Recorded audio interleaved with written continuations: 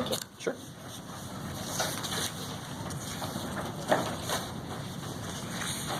Michael. No. Ricky. Justin. Yeah, dude. Yeah. Yeah. Valentine. Wait. Oh, that's good, Jeff. I was recording that whole thing. All right. If you need a calculator, you might as well grab one because we're going to be using it later. No, Jeff. You're actually... I'm still recording.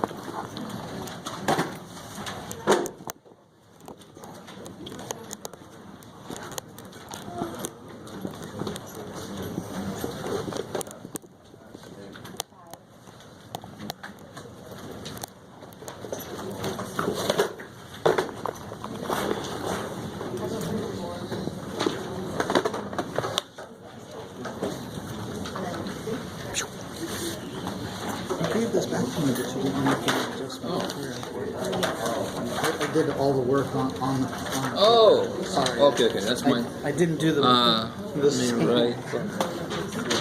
I might have just, corrected. All right, sorry. All right. Oh, is this corrected? What happened? Yeah, okay. All right. So, there's more questions I got. Oh, okay, Jeff. All right. It's a weird day today, man. All right. So I got two-sided little dude. We're going to do both of these problems together. And then I'm going to pick one out of the homework and put it up here. You guys are going to do that on your own.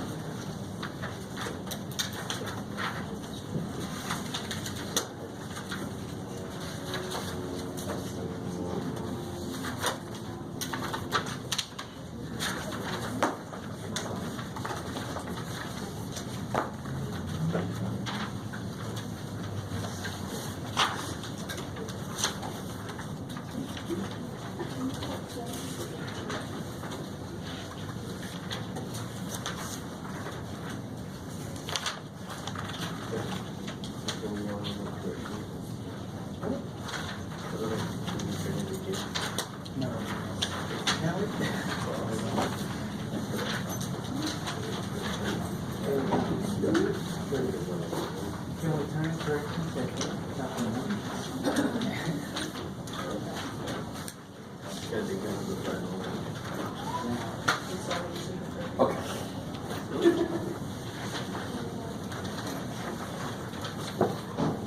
Oh.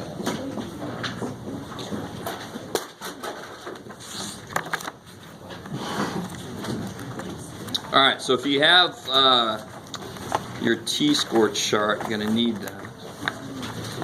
I don't know if I have any left for myself.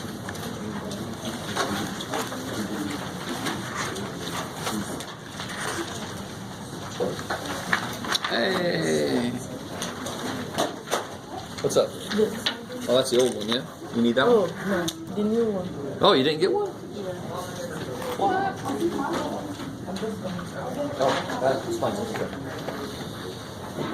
Okay, all right. Whew. By the way, before I forget, does anybody need the copy where we first did a hypothesis test that has all the steps and explains what the steps are? And we need that one there, the one with the red and the black writing on it. It even has blue writing on it too. Okay.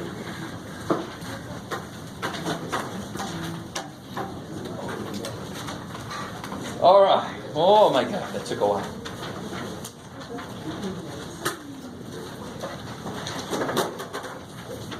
Here we go. So what, hopefully you guys have all read through this. Some of us are living this example. This is what got me through grad school. It was a very plastic life for me. Grad school. What is the claim that's being made? And it was very nice. That the debt equals $495. Yeah, that we believe the debt has stayed the same. Look at me bolding that. It's important. That's the beginning point. We think it stayed the same. So we think the mean, whatever it is currently, we think it's the same as it was before. So we think the mean is 495. Is that cool with everybody? Yeah. All right.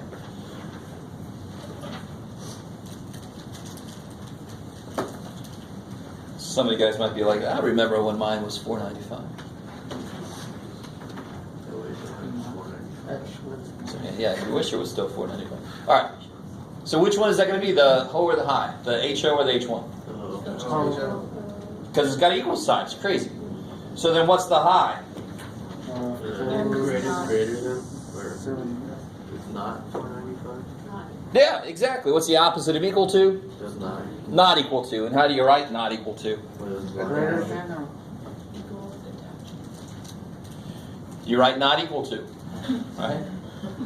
Now, in older textbooks, it used to be done like this.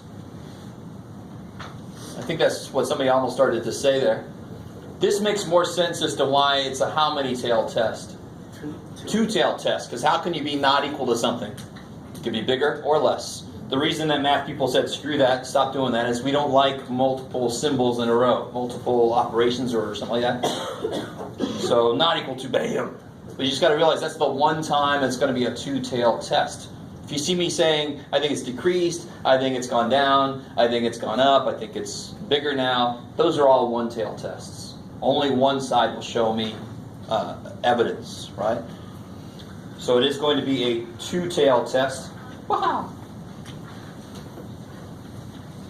That looks like a ghost on stilts. I like that. It's going to be a ghost on stilts test. Do we use z-scores, t-scores, or nothing? So in order to use anything, what's got to be true? To do the problem at all, what's got to be true? It's got to be normal. And how do I know this is normal? Is it normal? Yes. Why? greater than 30. Good. The sample size is bigger than 30, so when I draw the sample means, they have to end up looking normal enough. What is it that tells me that's true? Central limit there. Central limit theorem. There you go. Check. Good job, Jeff. That's almost legible. Central limit theorem says it's good. And so that's the first thing that's got to be true. Second thing now, I differentiate between the two. What differentiates between the two? What do I look at? What kind of standard deviation do I have? Not do I have a standard deviation. People always tell me, we have a standard deviation, we can use these scores. Well, you need a standard deviation, period. Which one do we have? Population? You hope so. Where did the standard deviation that I quote up there come from? From the sample. Do you guys see that? From a sample of 74 students, we find a mean dead of that with a standard deviation of that. Do you see how you got to be really careful? I'm going to be very upfront and direct if it is a population. I'm going to have a statement by itself. We know that the population standard deviation is this. If you can't tell, it's almost definitely got to be a sample because that's what we normally have, is sample information. You guys kind of with me? A little tiny bit? All right. So therefore, what must I use? Sigma is unknown. Oh shit, that's bad. So say it again. What do I use? T-scores. T-scores. T-scores. Got to use T-scores. So you always have to tell me why, if it's normal enough. If it's not normal, you can't do anything. But to cover yourself for that, you say, I can't see if this is normal or not, but I'm going to do it anyway. I think at least one problem in the homework, they don't give you, bless you. You just say, I'm going to assume this is normal and just do it. I'm never going to be evil and give a whole problem that I'm like, let's see if they realize it's not normal. No, that's evil. That's bullshit. Somebody's like, I realized it and I had time to do the other ones. No. Then you have every right to slap me. I'm not going to do that. Not on purpose. Just cover my ass. Let's see. All right. How are we doing so far? Is everybody good so far? What's the claim being made? That's what starts everything off, and then that's what ends everything up. I don't worry about the claim in the middle. It gets me started, and then it gets me ended. Rejection region. What the hell's that? Is that like the friend zone? What is that? What is it? Anything that's not 495. Do it again. Anything that's not 495. No, because then if they get 496, Is that evidence that it's not 495? Why? I don't know if anybody in here right now is like, why not, Jeff? It's not 495. So if I get a sample and I get a mean of 496, is that evidence that the population mean is not 495? No. No. It has Of to- course it's not. And I know that somebody out there right now is going, the 496 is not 495. What the hell is wrong with you people? Well, because we're talking about a population, but I'm looking at samples. And are samples always right? No. No, of course not. They're almost going to definitely be not the mean. So evidence means not only does your sample have to not be 495 in this case, but it's got to be so not 495 that it looks like it can't be that, right? It's got to be really good evidence. And of course, this is where we set up what enough evidence is. This is where we set up how far away my sample has to get. Because if 495 is the real mean, where should my sample fall most likely? Outside of the deviation. No, what happened? If the real mean really is 495 and I take a sample of 74, random sample of 74 people, the real mean should fall, the mean I get from that sample should fall how? Where? Close to 495. Maybe not right on top of 495, but really close to it. Yeah. 74 is a good sample size, and if that's the real mean, it should get close. So the idea then is, if that wasn't the real mean, and I take a sample, it should fall close to whatever the real mean is. Does that kind of make sense? So then it would be all about, well, is it far enough away to make me think that that's not the real mean? Okay, maybe. So you see some drawbacks. If the real mean is actually 498, well, that's really not far away from 495. So a sample could fall near 498, but still be pretty close to 495. There's not enough evidence to say that it ain't 495. I'm okay with that, because 498 is basically 495. Leave me alone, right? So this is all about, is it so different that it changes the way I look at things, right? That's the real thing we're testing here. Okay, let me stop there for a second. Let me let that sink in. All right. So, what defines the rejection? What do I need to know to figure out what far enough away is? A couple things. Actually, three things. I'm using t-scores, that's one thing. What else do I need to know? What's the last thing to tell you up here? What's this mean? What's that mean?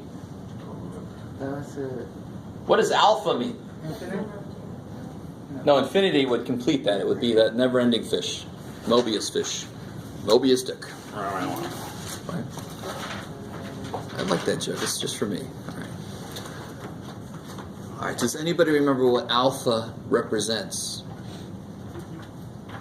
So if I have a... Percent.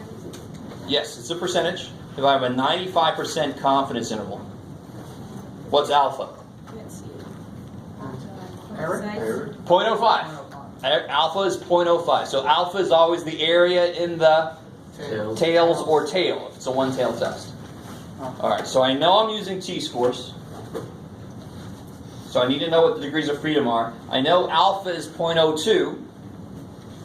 So I know where to look on the t-score chart. So what are the degrees of freedom? No, take degrees of freedom. What's the sample size? 74. So then 74 minus 1? 73. 73? Okay.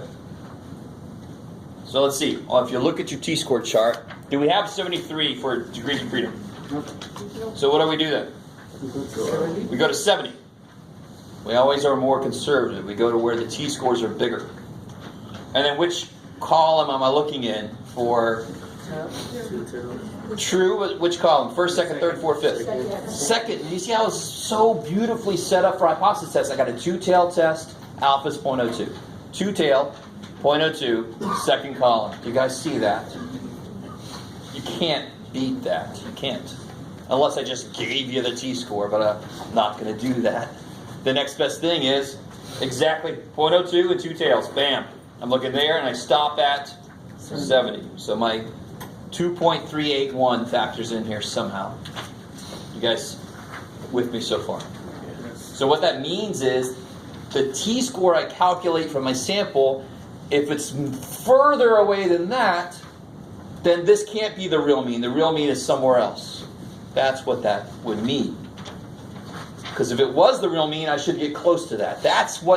This defines what close is. Anything more than that is not close anymore. It's not close enough.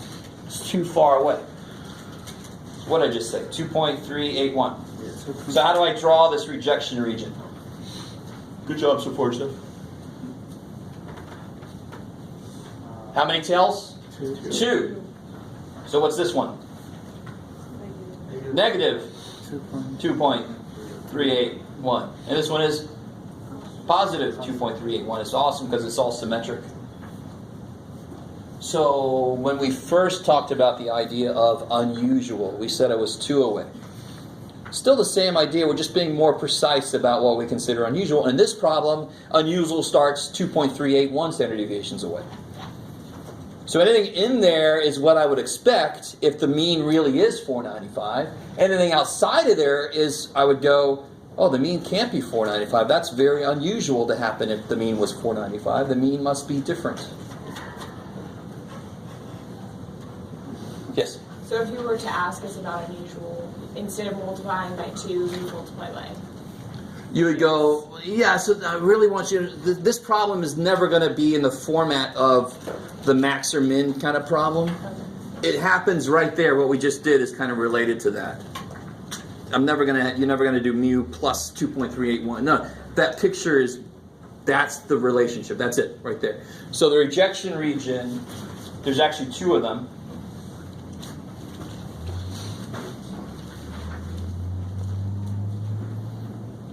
So how do I say this in words? Very careful. Now watch this. Yeah, very carefully. It pretty much covers any question I ask. All right, I always say Z star, unless I'm thinking about, say, Z star or T star. Let me see. T and Z are basically the same thing. T is just bigger than Z because it's got to cover for the fact that I don't know the real sigma here, right? So when I say, like on the next one, I say find Z star, don't freak out and go, but I'm using T-score. I don't care. It's the same formula to find that. I just call it a Z-score or a T-score. They're both the number of standard deviations away your sample is, right? So you could say here if T star, or you could say Z, that basically looks like a Z star for me, so that covers my answer right there. What is that? Whatever you want it to be. T star. So if the score I get is where? Where is going to be when I reject the null? How far do I have to get it? Less than negative 2. Good. So if it's less than negative 2.381, or greater than 2.381, then we can do what? It looks like who's wrong? Who would look like they're wrong? Reject the hoe, exactly. Well stated. Reject the hoe. Support the high. Right? Okay. Tomorrow would have been a better day for this kind of problem. Some of you guys get it. Okay. There it is. More people get it. Okay. You guys kind of. So if we don't get out there, if we actually get something in here, then we would fail to reject the hoe. We would fail to support the high. That's all. So if we get out here, if my sample is like right there, then I reject the null. I support the alternate. If it's in here, I fail to reject the null. I failed. I didn't make it. I didn't find enough evidence. I'm just trying to get you used to the terminology. So what do we know about this sample? What do I know? What's n? 74. What's x bar? Yeah, 471.34. What's s?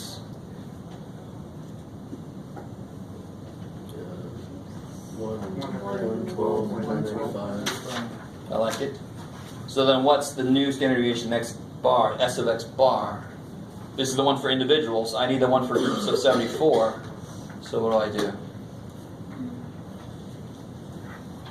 The standard deviation by the square root of. Yeah, the old standard deviation divided by the square root of sample size. Yeah, sigma over square root of n.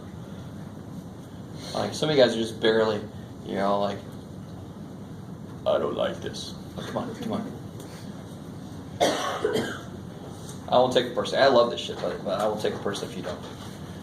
It's just you don't know enough about it. Yeah. All right. So what is that? What is 112.95 divided by square root of 74? 13 point 1-3. 1-3.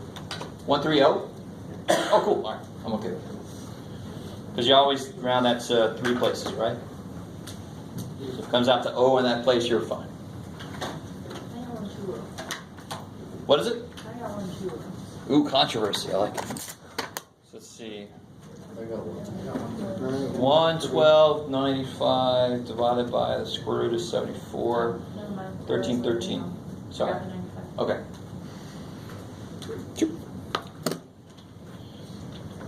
So that's old news. This whole step is old news, really. Now I can get the z-score. So how do I do the top there? What's the top going to be? How do I get the z-score? What am I assuming mu to be? I'm assuming mu to be 495. So remember, the whole thing about hypothesis test is, all right, saying that that's right, saying that that's the reality. So that's what mu is. So it's always minus the mu. That's always second. What's first is my data, the data that I calculated or that I'm interested in, and that would be the 471.34. All over this new standard deviation. Become the right number. Become a 3 on screen. So I'll know what you guys get for that.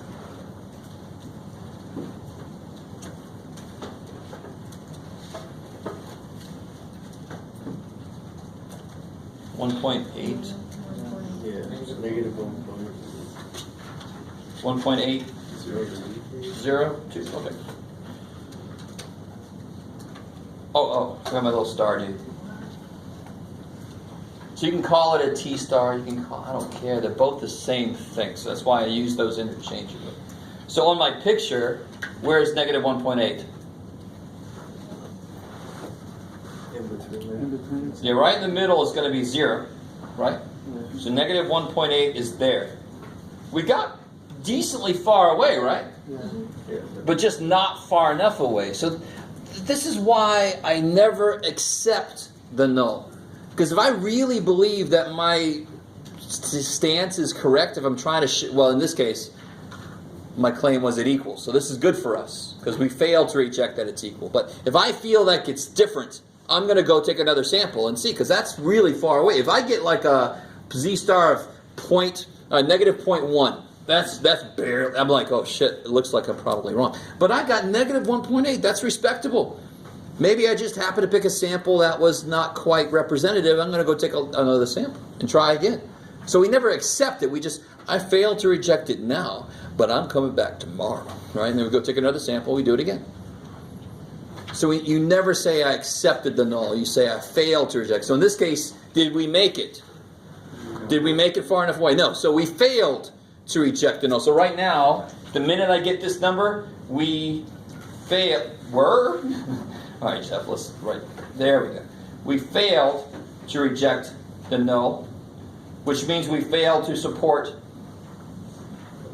the high. That's not good enough for a conclusion, but it helps you with your conclusion. I like the way I make a new letter that combines E and J. You like that? That's the letter. So the claim got us started. That's the very first thing we do, and the claim helps us end. That's the very last thing we look back at. Which one was the claim? The ho or the high? The ho was the claim. So that means I'm going to use this language. Do you guys get that? The conclusion is always one of the worst parts of a hypothesis test. Students always make mistakes on it, but it's just whatever your claim was. That's how you say the conclusion, right there, that language. So did we find evidence? We failed. So we have not found evidence to reject the claim that blah, blah, blah, whatever the claim was. So we use this language, but we trump it up. Oh, that word nowadays. Anyway, sorry. It's huge. Sorry. We have not found, because we failed, we have not found sufficient evidence.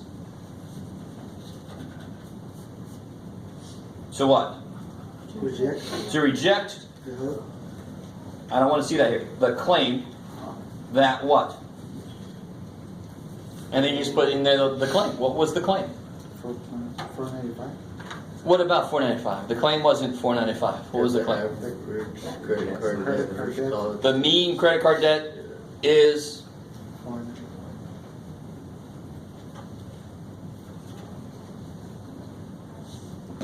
$495. Done.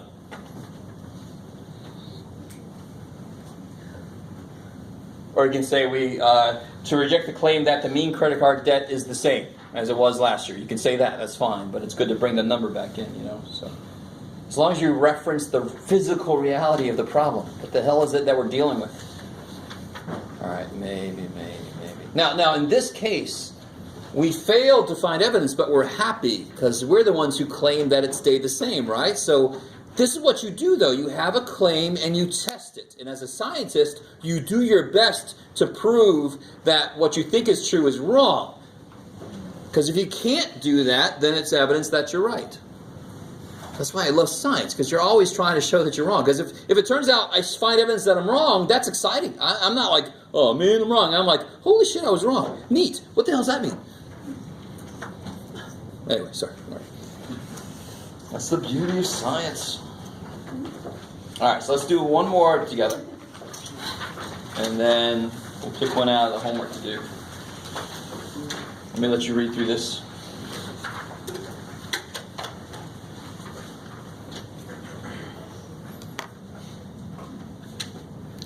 That's not good. Is that? Oh, scheisse, Misa.